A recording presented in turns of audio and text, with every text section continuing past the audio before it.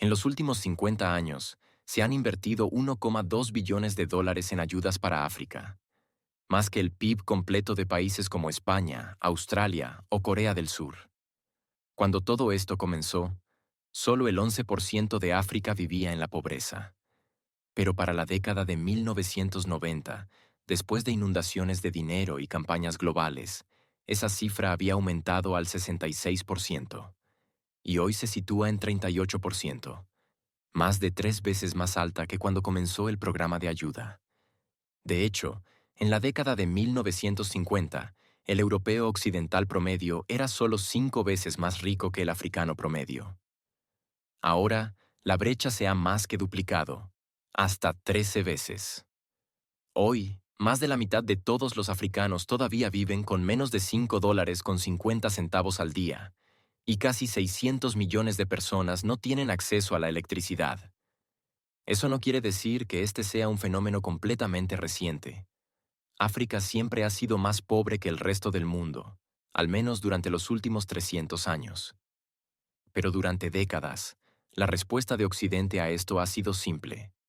La razón por la que son pobres es porque no tienen suficiente dinero. Y para arreglarlo, simplemente necesitamos darles más. Así que eso es exactamente lo que ha ocurrido.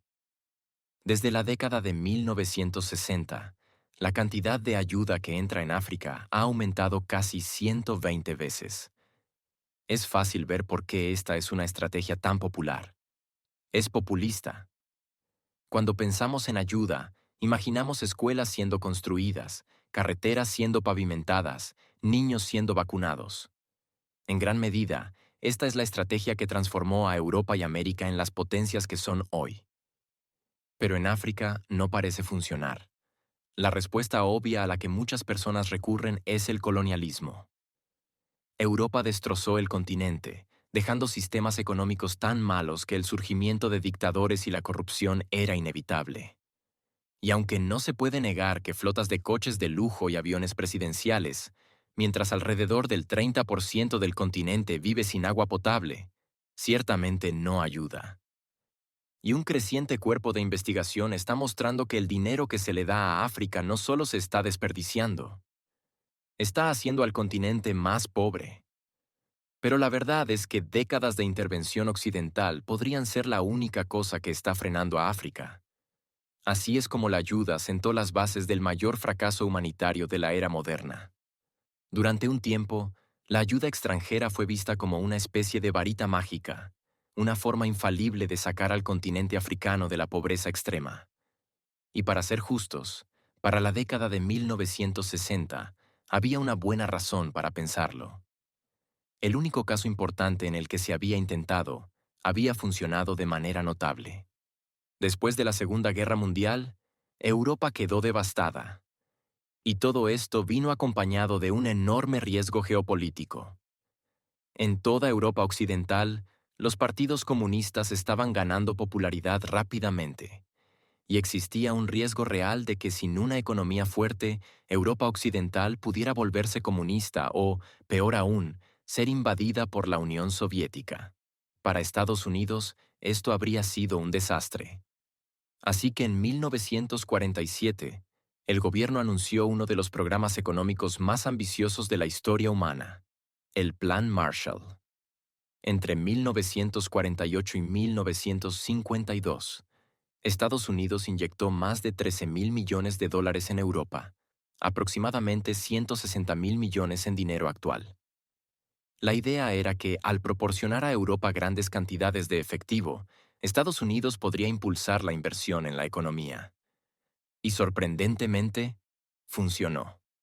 En la década posterior al Plan Marshall, el PIB per cápita en toda la región creció casi un 35%. Para el mundo occidental, esto fue un éxito masivo, pero para Estados Unidos también representó un punto de inflexión. Se dio cuenta de que, a través de la ayuda, podía hacer ricos a los países y, al hacerlo, crear nuevos socios comerciales y aliados a largo plazo en la lucha contra el comunismo. Así que después del éxito del Plan Marshall, Estados Unidos miró hacia otro continente, África. En ese momento, el continente todavía se estaba recuperando de siglos de colonialismo. En 1960, el ingreso promedio en África subsahariana era de menos de $150 al año, y las tasas de alfabetización estaban por debajo del 30%, con una esperanza de vida que rondaba los 45 años. La mayor parte del continente carecía de carreteras pavimentadas, redes eléctricas o gobiernos funcionales. Pero también tenía algo que Estados Unidos quería: recursos naturales. El continente albergaba enormes reservas de petróleo, cobre, diamantes y minerales raros. Y con una población en rápido crecimiento, era visto como un futuro gigante económico. Si Estados Unidos podía repetir el éxito del Plan Marshall, podría desbloquear una nueva frontera económica y construir un aliado clave en el proceso. Así que el dinero empezó a fluir. En la década de 1960, África subsahariana recibía $500 millones estadounidenses en ayuda cada año. Pero para la década de 1990, esa cifra había aumentado 40 veces, hasta casi 20.000 millones. África se convirtió rápidamente en la región más dependiente de la ayuda en la Tierra. Y para los años 90, el dinero de la ayuda representaba más del 60% de los presupuestos gubernamentales en países como Uganda, Malawi y Burkina Faso. Pero a pesar de esta enorme inyección de efectivo, las cosas en realidad estaban empeorando. De hecho, de 1970 a 2000, el ingreso promedio en África disminuyó, a pesar de haber recibido casi $600.000 millones durante ese periodo.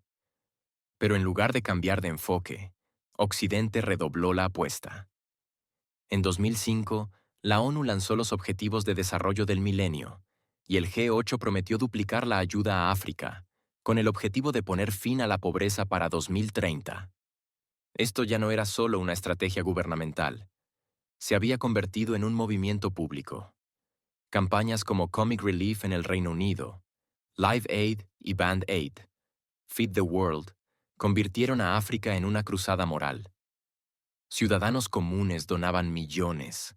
Las escuelas realizaban recaudaciones de fondos y las celebridades cantaban sencillos benéficos, todo bajo la creencia de que enviar dinero solucionaría el problema. Todo esto creó una narrativa poderosa, que la pobreza en África no tenía que ver con la política, la corrupción o el mal gobierno. Simplemente, se trataba de una falta de dinero. Y si solo dábamos lo suficiente, podríamos resolver ese problema. Para 2010, los flujos de ayuda hacia África habían alcanzado más de $50.000 millones al año, el nivel más alto de la historia. Sin embargo, casi 2 décadas después, esos esfuerzos han quedado dramáticamente cortos. 400 millones de africanos todavía viven con menos de $2 al día, la cifra más alta de la historia. Y la participación del continente en el comercio mundial sigue estando por debajo del 3%. Y muchos países ahora son más pobres que en la década de 1980. Todo esto plantea una pregunta bastante obvia. ¿Por qué la ayuda logró impulsar la economía europea, pero fracasó totalmente en hacer lo mismo en África? Como siempre, se han propuesto una variedad de ideas, desde la geografía del continente hasta su historia colonial. Pero en los últimos años, una escuela de pensamiento ha ganado especial atención entre los expertos en desarrollo. Su idea es simple. Todo puede explicarse por algo que los economistas llaman instituciones. Estas son los marcos que gobiernan las sociedades, cosas como el Estado de Derecho, los derechos de propiedad y la democracia. Y podrían ser el factor más importante a la hora de explicar por qué la ayuda podría estar empeorando las cosas en África. Cuando comenzó el Plan Marshall en Europa Occidental, Europa tenía la infraestructura de estados funcionales. Ministerios, sistemas legales e instituciones públicas que, aunque dañados, habían existido durante décadas. Estas instituciones proporcionaban el marco necesario para reconstruir. Podían recaudar impuestos, distribuir recursos y hacer cumplir las leyes, todas funciones esenciales para una sociedad estable y funcional. Pero en gran parte de África, el panorama era muy diferente.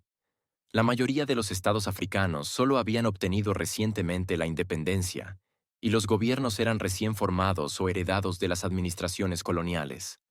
Pero en ambos casos, las instituciones generalmente estaban diseñadas para un solo propósito: extraer riqueza. A diferencia de la mayoría de las democracias occidentales, los estados funcionan casi exclusivamente para servir a los intereses de la élite gobernante. Los índices que rastrean la calidad de las instituciones gubernamentales han encontrado consistentemente a los países africanos cerca del fondo de la lista. En 2025, las naciones africanas representaban casi la mitad de los últimos 30 países en el ranking de democracia. No es difícil imaginar por qué verter cientos de miles de millones de dólares en estos estados sale mal. El dinero que estaba destinado a financiar carreteras, escuelas, hospitales y electrificación a menudo va directamente a las manos de las élites gobernantes. Presidentes que vuelan en aviones privados a conferencias internacionales o ministros de gobierno vistos usando relojes Rolex de $60,000 durante reuniones contra la pobreza. Las estimaciones sugieren que el continente pierde alrededor de $30,000 millones cada año debido a la corrupción, y que el 30% de toda la ayuda que ha recibido en los últimos 50 años podría haber sido robada. Esto podría equivaler a cientos de millones de dólares. Pero el problema no es solo que este dinero se esté desperdiciando. También apoya activamente a las mismas instituciones que hacen que el desarrollo sea tan difícil. En una democracia normal, los gobiernos se financian a través de impuestos, y eso crea una relación de doble vía entre el Estado y la gente. Cuando la gente paga impuestos, espera servicios a cambio. Y si la clase gobernante no proporciona esto, corre el riesgo de que la gente exija un nuevo gobierno. Pero en los países dependientes de la ayuda, este mecanismo de rendición de cuentas está roto, porque los gobiernos reciben su financiación de donantes extranjeros. Realmente no importa lo que piense la gente del país. Y así, la corrupción puede persistir con muy poca resistencia interna. Esto resume bastante bien el proceso político del continente durante los últimos 50 años. Malawi, por ejemplo. En varias etapas, durante los años 2000 y principios de los 2010, la ayuda extranjera representaba más del 40% del presupuesto nacional, pero enormes cantidades de dinero estaban siendo robadas por funcionarios del gobierno, pagando coches de lujo, casas privadas o incluso viajes de compras internacionales. Podrías esperar que un escándalo provocara indignación masiva. Después de todo, el gobierno estaba desviando millones que estaban destinados a servir al público. Pero eso simplemente nunca ocurrió, porque básicamente no hubo consecuencias políticas. Como la financiación del gobierno provenía de fuentes extranjeras, las personas más afectadas por la mala gestión de los fondos públicos, los ciudadanos de Malawi, tenían muy poco poder para exigir un cambio sistémico. Esto no es exclusivo de Malawi. La misma dinámica ha estado ocurriendo en todo el continente durante décadas, y en parte explica por qué el país todavía tiene niveles tan altos de corrupción. Por supuesto, cierto nivel de corrupción existe en prácticamente todos los países, especialmente durante sus primeras etapas de desarrollo. Pero incluso en estas circunstancias, un país generalmente aún puede lograr desarrollo económico. Pequeñas empresas, agricultores y emprendedores pueden impulsar el progreso desde abajo hacia arriba, creando empleos y ampliando el acceso a bienes y servicios sin depender en gran medida del Estado. Pero este es otro de los principales problemas de la ayuda. Hace que el trabajo desde abajo sea mucho más difícil, porque la ayuda hace que esta vía de desarrollo sea mucho menos probable. Esto se debe a que, más a menudo de lo que no, las cosas que proporcionan las organizaciones de ayuda están en competencia directa con las empresas locales. Tomemos la industria textil. Para principios de los años 2000, casi el 80% de la ropa vendida en algunos países africanos provenía del extranjero. A primera vista, eso podría parecer una situación en la que todos ganan. La ropa era barata, y las organizaciones de ayuda se sentían bien al reducir los desechos en los países occidentales. Pero el efecto sobre la industria africana local fue devastador. Solo en Ghana, más del 80% de las fábricas textiles nacionales cerraron entre 1990 y 2010, lo que significó que miles de empleos desaparecieron. Y con ellos, También desapareció el conocimiento, la maquinaria y las redes necesarias para sostener una industria local. De hecho, en las últimas 2 décadas, el sector industrial de África se ha reducido del 15% de la economía del continente a solo el 10%. Esto no es una coincidencia. La investigación ha encontrado que, de promedio, la ayuda extranjera perjudica la industrialización en África. Incluso el Banco Mundial, una de las organizaciones de ayuda más grandes del mundo, encontró que los periodos de aumento de la ayuda tienden a debilitar la manufactura local. Pero no solo sufren las industrias nacionales. Toda la estructura de la economía puede distorsionarse de maneras que hacen que el crecimiento económico sea mucho menos probable. Para entender por qué, ayuda a observar cómo los países realmente se enriquecen. En las últimas décadas, casi todos los países que han logrado un desarrollo rápido lo han hecho a través de un modelo liderado por las exportaciones. Naciones como Corea del Sur, Taiwán y China han experimentado enormes niveles de crecimiento económico en las últimas décadas. Y lo hicieron ofreciendo bienes de bajo costo que atraían a los consumidores occidentales y luego vendiéndolos en los mercados internacionales. Con el tiempo, esto les permitió industrializarse, construir industrias nacionales y eventualmente subir en la cadena de valor. Pero hay una parte esencial del proceso que la gente tiende a olvidar: mantener una moneda débil. Hacer esto vuelve las exportaciones del país más baratas en el mercado global y aumenta la demanda de compradores extranjeros. Este aumento de la demanda ayuda luego a que las industrias locales crezcan, creando empleos y trayendo valiosos ingresos extranjeros, impulsando aún más el desarrollo. Pero el dinero de la ayuda crea el efecto contrario. Cuando el dinero fluye hacia el país, necesita convertirse a la moneda local para que los gobiernos y las organizaciones de ayuda puedan gastarlo. Pero hacer esto eleva el valor de la moneda en los mercados de divisas, en respuesta a la mayor demanda. Tener una moneda más valiosa puede no sonar como algo malo, pero en realidad causa un problema grave. Una moneda más cara significa que, para los extranjeros que intentan comprar los productos del país, todo se vuelve de repente más caro. Así que simplemente dejan de comprar esos productos. Para las economías en desarrollo, esto es un desastre total. Significa que el modelo de crecimiento basado en exportaciones que funcionó tan exitosamente en Asia Oriental se vuelve imposible de replicar. Hoy en África, las exportaciones representan alrededor del 20% del PIB promedio, menos de la mitad que en la mayoría de las economías exitosas de Asia Oriental como Hong Kong, Corea del Sur o Taiwán. En lugar de desarrollar industrias competitivas y enviar productos por todo el mundo, los países dependientes de la ayuda terminan dependiendo de la asistencia extranjera para sobrevivir, mientras sus economías nacionales permanecen poco competitivas y subdesarrolladas. Por supuesto, eso no quiere decir que la ayuda no pueda hacer ningún bien. En teoría, tiene el potencial de llenar vacíos cruciales en el desarrollo. Cosas como construir carreteras, escuelas y redes eléctricas, todo lo cual facilita la expansión económica interna. Pero eso nos lleva al último y potencialmente más grave problema de la ayuda extranjera. Casi nunca se entrega de manera efectiva. Un informe de 2012 del Center for Global Development encontró que hasta el 70% de los proyectos de ayuda, o bien no cumplieron sus objetivos o no tuvieron un impacto medible. En algunos sectores, el desperdicio fue asombroso. Una auditoría de la ayuda sanitaria en Uganda encontró que casi un tercio de los suministros médicos donados nunca llegó a sus destinatarios previstos, perdiéndose por robo, mala gestión o simple fracaso logístico. En Haití, después del terremoto de 2010, miles de millones en ayuda llegaron al país. Sin embargo, menos del 10% llegó a las instituciones locales.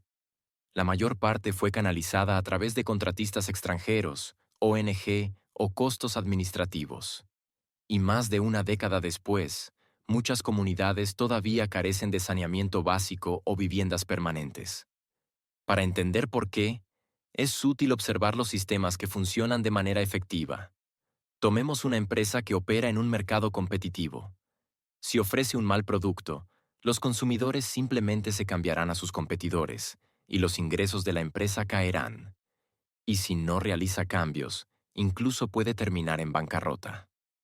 El punto es que las personas que proporcionan el producto son responsables ante las personas que realmente lo usan. Pero la ayuda extranjera no funciona así. Si un proyecto fracasa, los beneficiarios no pueden retener sus impuestos ni votar por alguien más. Como la financiación proviene de gobiernos extranjeros o donantes, no hay un mecanismo para recompensar el éxito o castigar el fracaso. El resultado es una enorme falta de incentivos para hacer las cosas bien. Y la historia de la ayuda extranjera en África no es simplemente una de fracaso, sino de suposiciones equivocadas.